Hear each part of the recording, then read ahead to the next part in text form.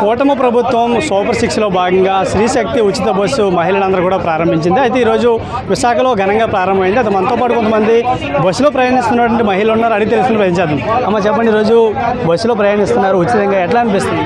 మాకు చాలా సంతోషంగా ఉంది. ఎందుకంటే మా బాబు గారు ఆడవాళ్ళ కోసం సూపర్ 6లో ఈ అమలు చేసినందుకు, మా బస్సు శక్తిని అమలు చేసినందుకు, శ్రీశక్తిని మాకు చాలా గర్వకారంగా ఉంది.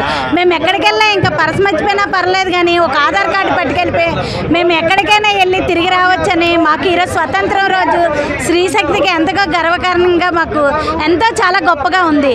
మా ఈ హ్యాపీ ఇండిపెండెంట్ డే ఇది ప్రారంభించిన కదా, ఏ విధంగా ఉపయోగపడుతుంది పిల్లలకు కానీ మీకు కానీ, ఎలా ఉపయోగపడుతుంది? అందరికీ ఇప్పుడు పిల్లలు చూడడానికి ఎక్కడికైనా వెళ్ళాలనుకున్నాం అనుకోండి హాస్టల్కి, ఇంకా ఎవరికి ఇంకా సంజేసి మనం చెప్పవసరం లేదు. బస్సు వస్తుంది, ఎక్కిపోయి పిల్లల దగ్గరికి వెళ్ళి చూసి హ్యాపీగా రావచ్చు. అలాగే పుట్టింటికి వెళ్ళాలన్నా, ఎలాగ అత్తారింటికి వెళ్ళాలన్నా, మేము ఎక్కడికి వెళ్ళాలన్నా మా బాబు గారు చేసిన ఈ గొప్ప శ్రీశక్తి పథకాన్ని మేమందరం ఆడవాళ్ళందరం గర్వకారణంగా ఉంటున్నాం. చెప్పండి, ఈరోజు ఉచిత బస్సు ప్రయాణిస్తున్నారు, ఎట్లా అనిపిస్తుంది? ఉచిత బస్సు ప్రయాణం మామూలుగా చెప్పలేమండి, మాటల్లోని చాలా ఆనందంగా ఉన్నది. మా మహిళలందరికీ కూడాను మరొకసారి ఆర్థిక స్వేచ్ఛని బాబుగారు మాకు ప్రకటించినట్లుగా మేము భావిస్తున్నాము.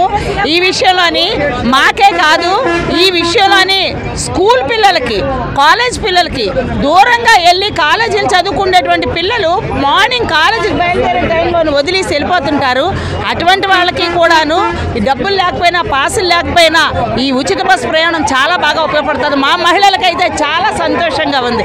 ఈ ఇండిపెండెన్స్ డే రోజు నిజంగానే మా మహిళలకు స్వతంత్రాన్ని ఇచ్చిన మా బాబు గారికి మరొకసారి మేమందరమే కూడా మహిళలందరి తరఫు నుంచి కృతజ్ఞతలు తెలియజేస్తున్నాం. Thank you CM sir.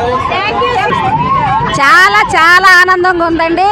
ఎందుకంటే ఏదైతే మాట ఇచ్చారో మాట ఇచ్చిన ప్రకారంగా చంద్రబాబు నాయుడు గారు, పవన్ కళ్యాణ్ గారు, లోకేష్ బాబు, నరేంద్ర మోడీ గారు కూటమి నాయకత్వంలో మహిళలకి ఉచిత బస్సు ప్రయాణం పెట్టారు.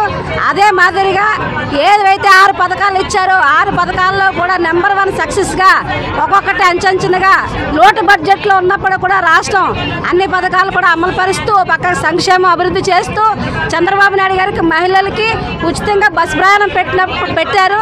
దానికి స్వాతంత్ర దినోత్సవం సందర్భంగా ఈరోజు పెట్టడం చాలా ఆనందదాయకంగా ఉంది.